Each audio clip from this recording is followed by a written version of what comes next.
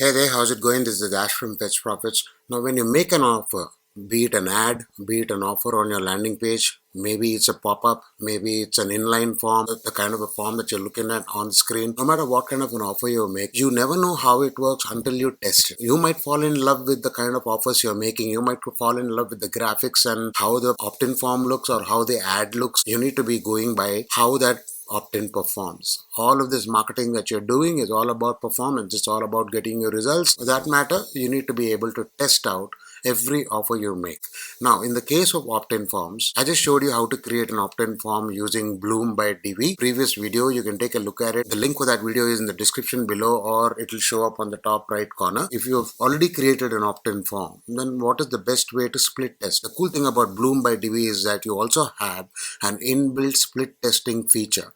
So instead of making one offer, we create another opt-in form, which is a replica of this particular form, and you can test out both the variants at the same time. In the opt-in form section here, you must have created an opt-in form already. If you haven't, if you want to learn how to do it, the link for that video is in the description. And once you create it, in the opt-in forms dashboard, for the opt-in form that you want to split test, at the right side here, there are some options. You already seen the gear icon, which is for the edit option.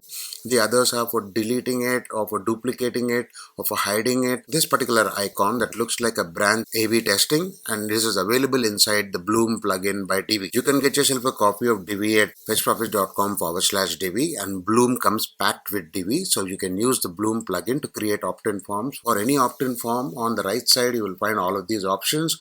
You click on this little branch-like option. That is when you can add a variant.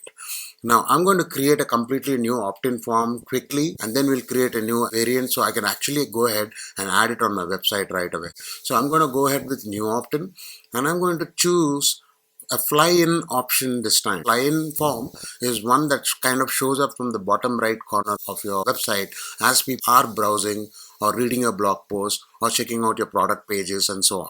Now I'm going to give an opt-in a name. I'm going to call it website offer. I'm going to select an email provider as usual. I'm going to select account. Inside that email provider, select a list, which is a default list. Go ahead and design my opt-in. There are several templates. Pick one of these templates. I'm going to click and save and exit. You have your website offer ready. Get to the gear icon. Click on the gear icon. You already gave your opt-in a name. Click on design on the left side panel, and I'm going to add titles and everything I've already created for this particular opt-in. Next, we come to the image, and I'm going to have the image about text. Uploading an image here. Click on image, and this is the image that's going to show up. I have no animation at all. Background color, I'm going to select white. The button text is going to be specific to that particular offer, and I'm going to leave the rest. So I'm going to just leave it the way it is. I can preview the form, and this is how it's going to look like. This is an offer that's going to show up at the bottom. I can change the button color, which I'm going to. Get to the button color here in form styling and change the button color to something that's a little more relevant or something that's very specific to your brand. Having done that, I'm going to click on save and exit. I'm going to click on edit again so I can preview it. Click on preview. You've made the initial offer. You don't want to depend on this particular offer or whether or not this image is working for you, whether or not this title is working for you, or whether or not copy here is working for you. You might want to test it out. So we're going to go back to your opt-in forms dashboard, click on the little branch icon here and add a variant. Now this is going to say something like offer child. So I'm just going to make it offer B and then go click on design opt-in. All I want to change now is the image and the copy or the title. So I'm going to upload another image. That's the image. Everything is going to remain the same. Title is going to change now though. The title and the copy and the image. I'm making changes on preview. Now I'm going to get a completely new image here, a completely new piece of text, and I'm going to have these two work against each other so that you know which of these offers is working better for you. I'm going to leave the display settings very simple.